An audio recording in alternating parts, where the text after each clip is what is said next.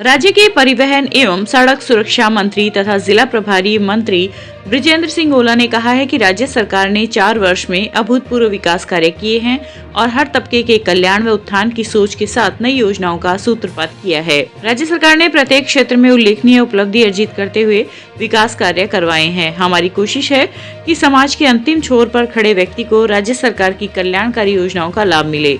जिला प्रभारी मंत्री आज जिला परिषद सभागार में आयोजित प्रेस वार्ता में पत्रकारों से बातचीत कर रहे थे। उन्होंने राज्य सरकार की उपलब्धियों पर चर्चा करते हुए कहा कि कोविड के दुष्प्रभावों के बावजूद प्रदेश की अर्थव्यवस्था आगे बढ़ रही है। राज्य की जीडीपी 11.04% की दर से आगे बढ़ रही है। प्रेस वार्ता से पूर्व मंत्री ओला, संभागीय आयुक्त डॉक्टर नीरज के पवन, जिला collector Siddharth Sihag, SP D Anand ने जिला प्रशासन तथा सूचना एवं जनसंपर्क विभाग की ओर से प्रकाशित जिला दर्शन चूरू पुस्तिका का विमोचन किया। वहीं प्रभारी मंत्री बृजेंद्र सिंह ओला ने आज चूरू के सूचना केंद्र में जिला प्रशासन तथा सूचना एवं जनसंपर्क विभाग की ओर से आयोजित प्रदर्शनी का उद्घाटन किया। इस अवसर पर संभागीय आयुक्त एवं जिला प्रभारी सचिव डॉक्टर नीरज के पवन, जिला कलेक्टर सिद्धार्थ सिहाग, पुलिस अधीक्षक डी आनंद सहित अधिकारी, जनप्रतिनिधि एवं गणमान्य नागरिक मौजूद रहे।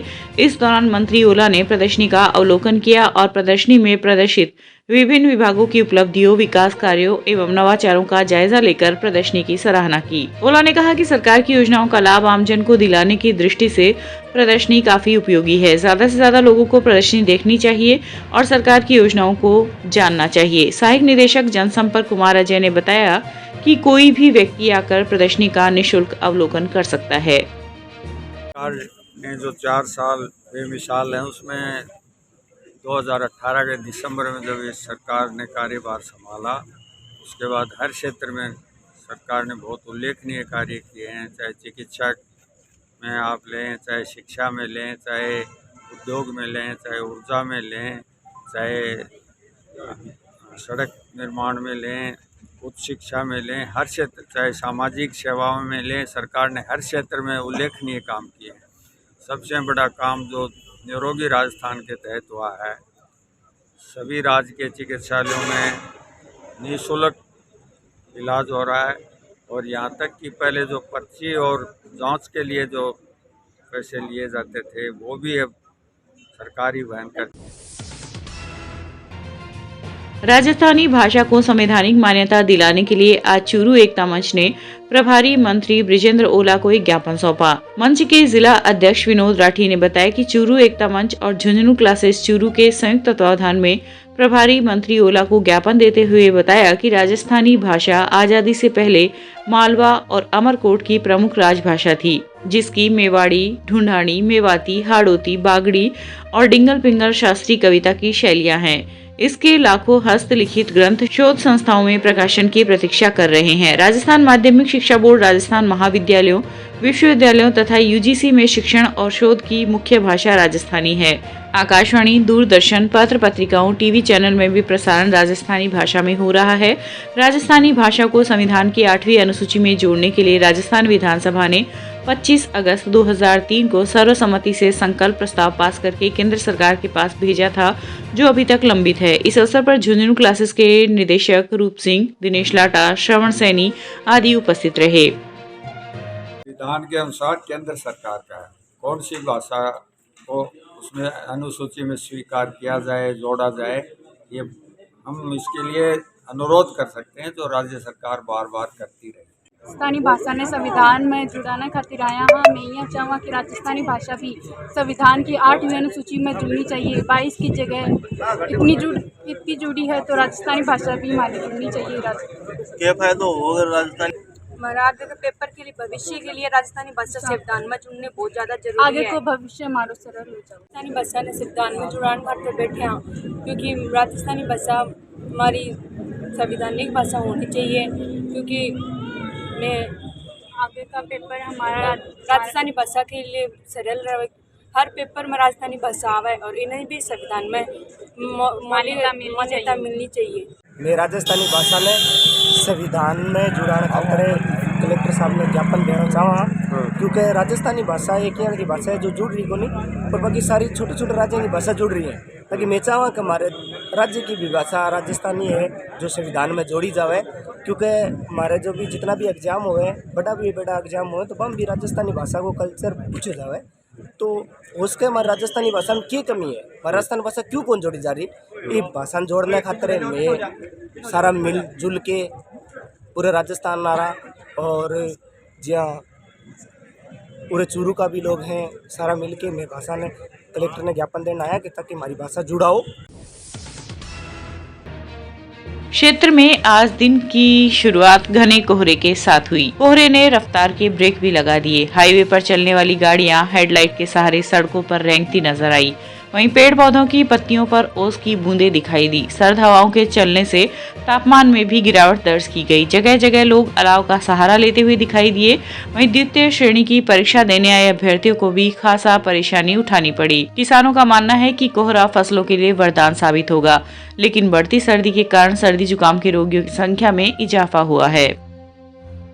आज सर्दी मौसम का पहला कोहरा पड़ा है और कोहरे के अंदर आम आदमी इसमें काफ़ी परेशान हो रहे हैं। बहुत भयंकर सुबह सुबह ठंड पड़ रही है, वाहन है वो काफ़ी परेशान हो रहे हैं, एक दूसरे से कोई दिख नहीं रहा है। हालांकि पैदल चलने वाले को तो खूब ये मज़ा आ रहा है, बोले ऐसे लग रहा है जैसे पहाड़ियों की वादियों के अंदर चल रहे हैं। बहुत शानदार वैसे मौसम है, लेकिन जो आम आदमी है वो काफ़ी परेशान हो रहे हैं। बच्चों का एग्ज़ाम भी है, सेकेंड ईयर टीचर का, वो भी काफ़ी परेशान हो रहे हैं।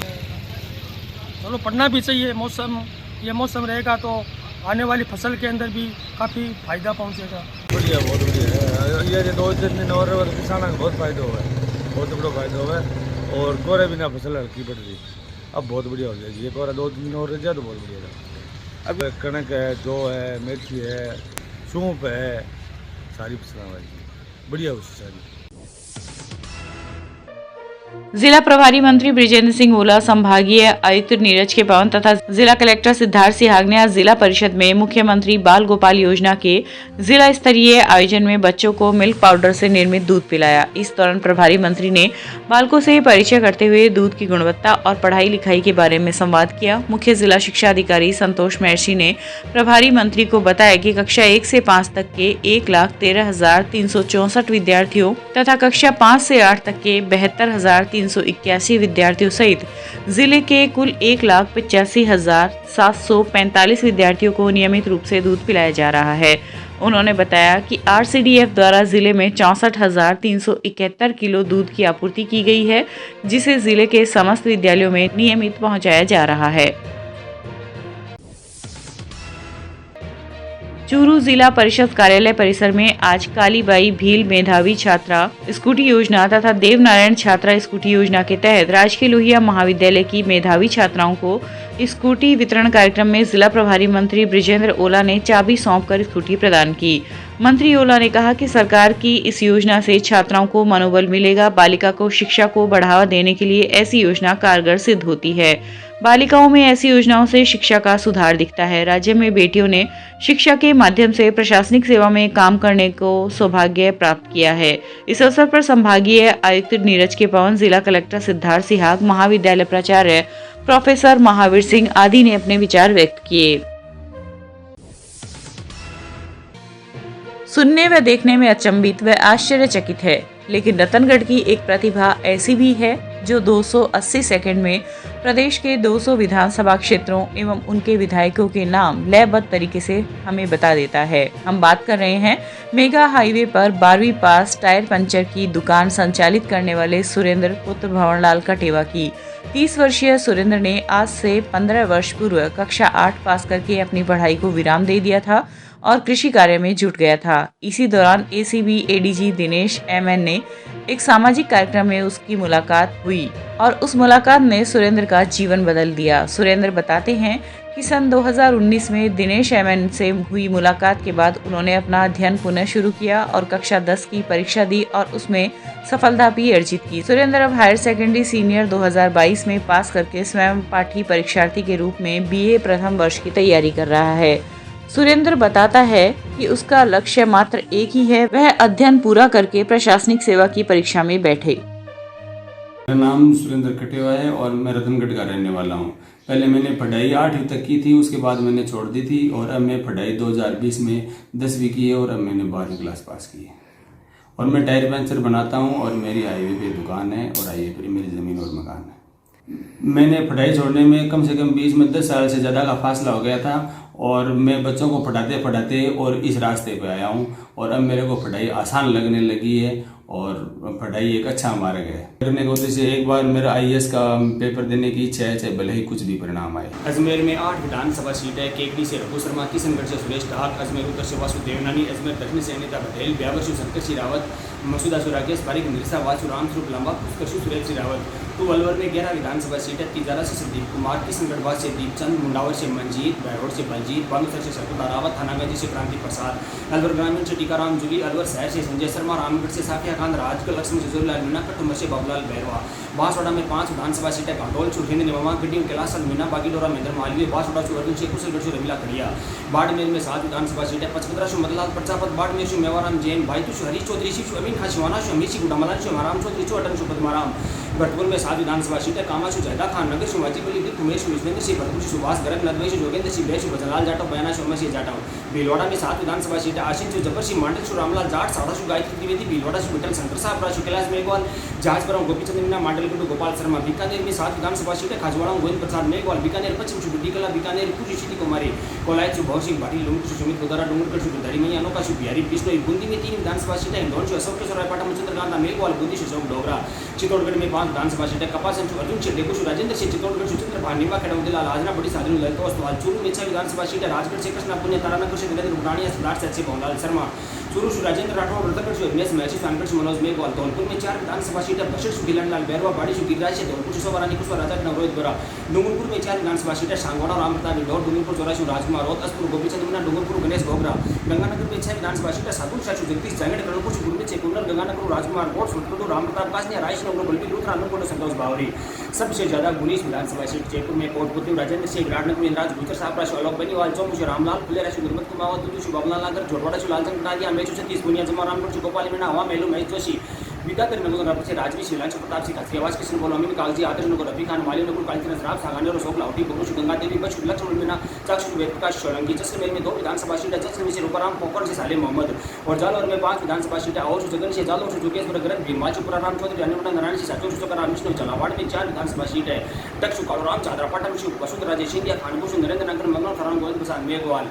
और झुंझुनू में 7 विधानसभा सीटें। पिलानी से जेपी चंदेलिया, सुरजपुर सुभाष मोनिया, मंडावा से लुटा चौधरी, झुंझुनू से विजेंद्र रोड़ा, नवलपुर से राजकुमार शर्मा, उदयपुर राजेंद्र सिंह हुड्डा और केंद्रीय डॉक्टर जितेंद्र सिंह हैं। जोधपुर में 10 विधानसभा सीटें। भोपालगढ़ से पुत्र राजबिलाड़ और वीराराम, जोधपुर मनीष पवार, लोहाटी कृष्णाराम विष्णु, लुणी से महेंद्र विष्णु, वो श्यामदिया मदेरना, प्लोदी बाबाराम विष्णु, सिद्धार्थपुर अशोक गहलोत, शेरगढ़ मीना कौर सुखी, सगर सुखी कांता। कोटा में 6 विधानसभा सीटें। पिपला से रामनारायण मीना, सबोध से भरत सिंह है। कोटा उत्तरी शांति धारीवाल, कोटा दक्षिण संदीप शर्मा, लाडपुरा से कल्पना देवी, रामगंज मंडी से मदन दिलावर। नागौर में 10 विधानसभा सीटें। डीडवाना से चेतन, केवसर से नारायण बेनीवाल, चाइल से मंजू, लाडू से मुकेश भाकर, मकराना से रूपाराम, मेड़ता से इंदिरा देवी, टेकाना से उज्जैपाल मिर्गा, नागौर से मोहन चौधरी, नावा से महेंद्र चौधरी, परत से रामयास गावड़िया। पाली में 6 विधानसभा सीटें। चेतरण अविनाश, पाली से पुष्पेंद्र सिंह, पाली से ज्ञानचंद पारक, सोजतो सोपाचमान से मेरपुर, जोराराम कुमावत, मारवाड़ जंक्शन से कुशवीर सिंह है। शिकर में 8 विधानसभा सीटें। फतेहपुर से अकमली, लक्ष्मीगढ़ से गोविंद डोटासरा, 2 चुपसरा मोदी, अशकुर राजेंद्र पारिक, रातारामगढ़ से वीरेंद्र सिंह, गंडेला से महादेव सिंह, नीमका थाना सुरेश मोदी, माधोपुर से दिवेंद्र शेखावत। शिवय में 3 विधानसभा सीटें। पिंडोड़ा से शमरान, खेतर से शिक्षा अंकली, शिवय से संयम लोडा। सोहेमाधोपुर में 4 विधानसभा सीटें। गंगापुर सिटी से रामकेश, बामनवास से इंदिरा, सोहेमाधोपुर से दानिश और खंडार से अशोक। टोंक में 4 विधानसभा सीटें। निवाई से प्रशांत बैरवा, टोंक से सचिन पायलट, मालपुर से कन्या नाम मिला, देवी से हरिशन मीना।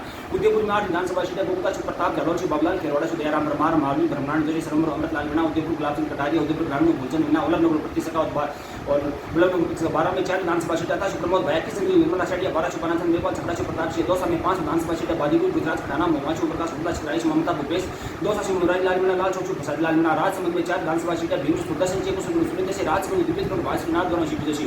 हनुमानगढ़ में 5 विधानसभा सीटें। संग्रिया गुरुजीत से, हनुमानगढ़ विनोद चौधरी, पीलीदुमा धर्मेंद्र मोची, 2 सोमी चचन, भादरा से उलवान पुनिया। करौली में 4 विधानसभा सीटें। टोटा भीम से पृथ्वीराज मीणा, हिंडौन से भरोसीलाल जाटा, करौली से लगन से सपोटा से उर्मेश मीणा और प्रतापगढ़ में 2 विधानसभा सीटें। धारियावाद से नगराज और प्रतापगढ़ से रामलाल।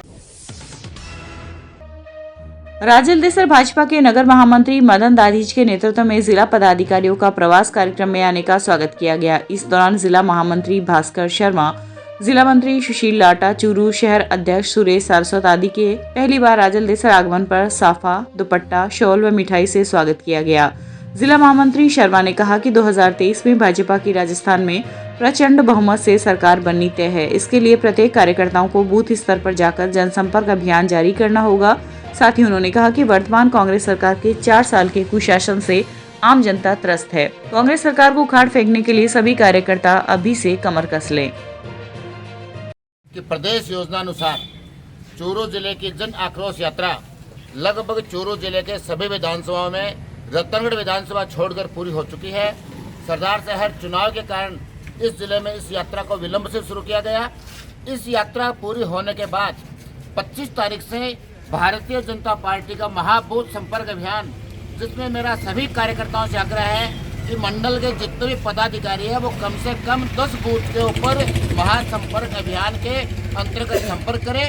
इसके अलावा जो ये 4 साल की निकम्मी कांग्रेस सरकार है वो जन आक्रोश यात्रा है, ये कोई भाजपा नहीं निकाल रही है, ये जनता जनार्दन अपने आप निकाल रही है। यह तो सिर्फ जनता को प्लेटफॉर्म मिल रहा है।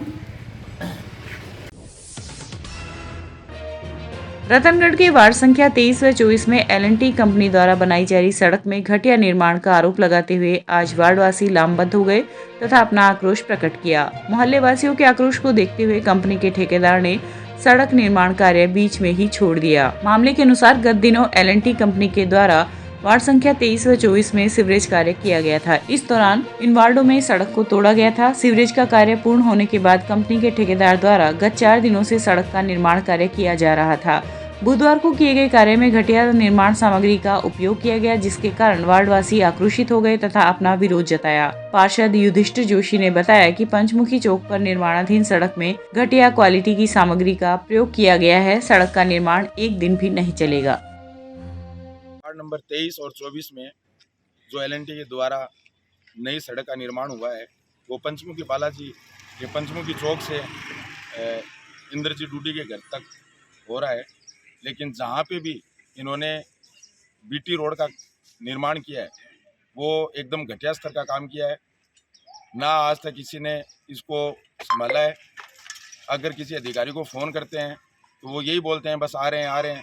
ठेकेदारों द्वारा अपनी मनमानी हो रही है और उसमें वो गुंडागर्दी कर रहे हैं कि देख लेंगे, वो कर लेंगे, धमकियां दे रहे हैं। अगर किसी ने रोका है, आज तो बात यहाँ तक आ गई कि हाथापाई के होने पे कगार पर थी, मोहल्लेवासियों ने उनको निकाला है और इतना घटिया स्तर का माल यूज़ किया है जो एक रोड को 5-5 बार बना रहे हैं, एक बार उनसे कंप्लीट बन नहीं रही है।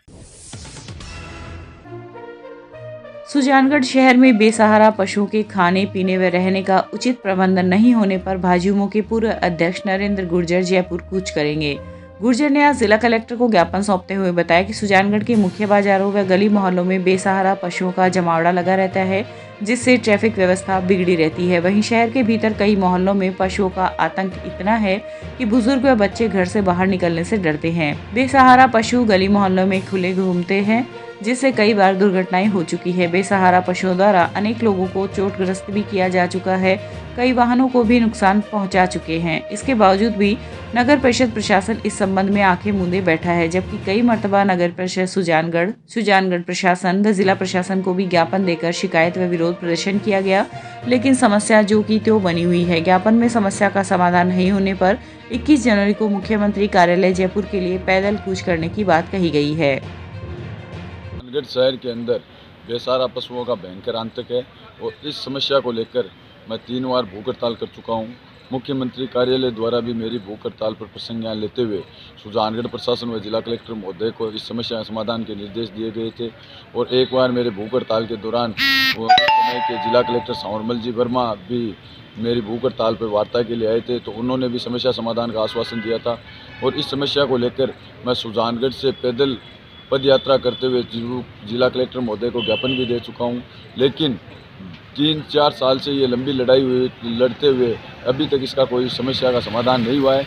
इसीलिए आज मैं पुनः जिला कलेक्टर महोदय को ज्ञापन सौंप रहा हूं और ज्ञापन के अंदर मैंने लिख दिया है कि अगर ये समस्या का समाधान नहीं होता है तो मैं 21 जनवरी को सुजानगढ़ से पैदल कूच करते हुए जयपुर जाऊँगा और मुख्यमंत्री कार्यालय में मुख्यमंत्री से मिलकर उनको इस समस्या समाधान की मांग करूंगा, पैदल कूच।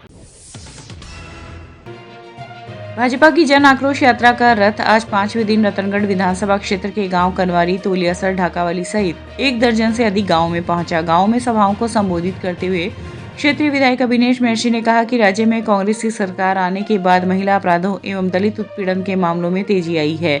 हाल ही में राष्ट्रीय अपराध रिकॉर्ड ब्यूरो ने राजस्थान प्रदेश को महिला अपराधों में नंबर 1 का दर्जा दिया है, जो कि राज्य सरकार के महिला अपराध रोकने में विफल होने की ओर इशारा कर रहा है। महर्षि ने कहा कि दलितों के साथ भी अत्याचारों में कांग्रेस के सत्ता में काबिज होने के बाद बढ़ोतरी हुई है। इस मौके पर पूर्व मंत्री खेमाराम मेघवाल, सुजानगढ़ पंचायत समिति प्रभारी मनभरी देवी, यात्रा संयोजक अर्जुन सिंह फ्रांसा आदि उपस्थित थे। सरदारशहर के नवनिर्वाचित विधायक पंडित अनिल शर्मा की धन्यवाद यात्रा निरंतर जारी है। आज धन्यवाद यात्रा के तहत शर्मा ने ग्रामीणों का आभार प्रकट करते हुए कहा कि गांव में बिजली पानी की समस्या का शीघ्र से शीघ्र निस्तारण कर लाभान्वित किया जाएगा। इस अवसर पर पूर्व प्रधान नंदलाल गुसाई, शिव भगवान भाकर, वरिष्ठ पार्षद मदन सिंह निर्वाण आदि उपस्थित रहे। यात्रा के दौरान राजकीय उच्च प्राथमिक विद्यालय रामसीसर चैनानिया में विधायक शर्मा ने दिव्यांग विद्यार्थी किशन स्वामी को 1 लाख लागत की इलेक्ट्रिक स्कूटी देने की घोषणा की एवं विद्यालय में किसी भी प्रकार की समस्या का समाधान करने का आश्वासन दिया। रतनगढ़ के गनेडिया मंदिर में आज वार्ड संख्या 16 के पेंशन धारकों के लिए भौतिक सत्यापन शिविर का आयोजन किया गया। लोक सेवा ज्ञान मंदिर ट्रस्ट के तत्वाधान एवं पार्षद रामकिशोर माटोलिया के सानिध्य में लगे शिविर का उद्घाटन समाज सेवी इंद्रचंद धड़, होम्योपैथिक चिकित्सक पुरुषोत्तम शर्मा, पार्षद रामगोपाल चौधरी आदि ने दीप प्रज्वलित कर किया। पार्षद माटोलिया ने बताया कि सुबह 10 से दोपहर 2 बजे तक आयोजित शिविर में फिंगरप्रिंट्स तथा आयरिश मशीन के माध्यम से 35 पेंशन धारकों का भौतिक सत्यापन किया गया। ट्रस्ट के संयोजक राजीव मंगलहारा ने बताया कि पेंशन सत्यापन का कार्य सरकारी आदेशानुसार 31 दिसंबर तक ही मान्य होगा। हमारा राज्य सरकार द्वारा जो योजनाएं चलाई जा रही है उनका हम यहाँ पर एक शिविर के माध्यम से जो पेंशन योजना है, सामाजिक सुरक्षा योजना के तहत जिन वृद्धावस्था जो पेंशन मिल रही है उसका सत्यापन के लिए यहाँ पर शिविर लगाया गया है, जिसमें ज़्यादा से ज़्यादा संख्या में इसका सत्यापन हो और इसका ज़्यादा से ज़्यादा प्रचार प्रसार हो ताकि सभी इस सामाजिक सुरक्षा पेंशन योजना के तहत जुड़ सके। इसके लिए यह शिविर लगाया गया है और यहाँ पर अभी तक हमारे कैंप में 35 जनों का रजिस्ट्रेशन हमने किया है। इनका आज हम यहाँ पर कैंप के माध्यम से आवेदन लेंगे और उनका ऑनलाइन सत्यापन यहाँ पर किया जाएगा। आप यहाँ एक छोटे से बुलावे पर यहाँ पर पधारे। आप सभी का बहुत बहुत स्वागत, बहुत बहुत अभिनंदन। श्रीमती मोहिनी देवी गौरीदत्त सिंगी सरस्वती बालिका प्राथमिक आदर्श विद्या मंदिर चूरू में बुधवार को मातृ सम्मेलन का आयोजन किया गया, जिसमें 150 माताएं उपस्थित रही। उपस्थित माताओं ने म्यूजिकल चेयर, तालमेल का खेल, सांसों का परीक्षण आदि खेलों में खूब जोश के साथ भाग लिया। इस अवसर पर सरिता जोशी, डॉक्टर लवली शर्मा, सुनीता शर्मा आदि उपस्थित रही। इस दौरान मुख्य वक्ता महिपाल ने विद्यालय व्यवस्थाओं, शिशु वाटिका में शिक्षण पद्धति व बालक के निर्माण में मां की भूमिका आदि बिंदुओं को लेते हुए सभी माताओं का मार्गदर्शन किया। चूरू स्थित ओझा आदर्श विद्या मंदिर में आज महान गणितज्ञ श्रीनिवास रामानुजन की जयंती मनाई गई। सभी स्टाफ एवं छात्र छात्राओं के द्वारा श्रीनिवास रामानुजन के चित्र के समक्ष पुष्प अर्पित करते हुए उन्हें श्रद्धांजलि दी गई। प्रधानाचार्य विक्रम नाथावत ने बताया कि विद्यालय की गणित प्रभारी ज्योति प्रजापति के सानिध्य में एक कार्यशाला रखी गई, जिसमें बाट, लीटर, मीटर के माध्यम से विद्यार्थियों को माप, नाप एवं तोल करने का तरीका बतलाया गया। इस अवसर पर आचार्य हितेश पांडे, मंजू महर्षि, अनुराधा शर्मा आदि ने अपना सहयोग प्रदान किया। जिला विशेषण न्यायाधीश बलजीत सिंह ने आज पूर्व भाजयुमो जिला अध्यक्ष विजय कुमार भाटी की हत्या के अभियुक्त को 10 साल के कारावास व 20,000 रुपए के अर्थदंड की सजा सुनाई है। लोक अभियोजक काशीराम शर्मा ने बताया कि शहर के वार्ड संख्या 40 निवासी पूर्व भाजयुमो जिला अध्यक्ष विजय कुमार भाटी 25 अक्टूबर 2018 को अभियुक्त के घर पर उधार दिए रुपए मांगने के लिए गया था। कहा सुनी के दौरान अभियुक्त ने विजय कुमार पर छुरे से हमला कर दिया। इस पर भाजयुमो नेता के परिजन लोकेश विकास व अमित उसे गंभीर हालत में राजकीय भर्ती अस्पताल लेकर आए, जहां से जयपुर रेफर करते समय रास्ते में विजय कुमार ने दम तोड़ दिया। न्यायाधीश सिंह ने हत्या का मामला नहीं मानते हुए इसे सदोष हत्या मानव वध मानते हुए अभियुक्त को 10 साल के कारावास व 20,000 रुपए के अर्थदंड की सजा सुनाई है। चूरू के जिला एवं सेशन न्यायाधीश श्री बलजीत सिंह जी ने आज हत्या के एक प्रकरण में हत्या का मामला न मानते हुए आपराधिक मानववध जो हत्या की श्रेणी में नहीं आता है, जिसकी भारतीय दंड संहिता में धारा 304 पार्ट फर्स्ट होती है, में दोषी मानते हुए वार्ड नंबर 40 के तत्कालीन निवासी प्रभुदयाल नाईक को 10 साल के कठोर कारावास व 20,000 रुपये के अर्थदंड से दंडित किया है। घटना इस प्रकार से है कि वर्ष 2018 में प्रभुदयाल ने विजय कुमार भाटी के उस समय चाकू से वार कर हत्या कर दी थी, जब वह उसके घर उधारी के पैसे मांगने के लिए गया था। चूरू के जयपुर आरओबी पर आज एक कार और ऑटो की भिड़ंत में एक की मौत व एक महिला सहित 2 जने घायल हो गए। जानकारी के अनुसार वार्ड संख्या 4 का निवासी ऑटो चालक यूनुस सैनाली बड़ी में रहने वाले नसरीन व 4 वर्षीय बालक खुशील मोहम्मद को लेकर गांव की ओर जा रहा था। तभी जयपुर आरओबी पर सामने से आ रही कार ने ऑटो को टक्कर मार दी। टक्कर लगते ही नसरीन व खुशील मोहम्मद नीचे गिर गए, लेकिन यूनुस ऑटो में फंस गया। इस दौरान मौके से गुजर रहे लोग यूनुस व घायलों को राजकीय भर्ती अस्पताल के आपातकालीन वार्ड लेकर पहुंचे, जहां चिकित्सकों ने यूनुस को मृत घोषित कर दिया।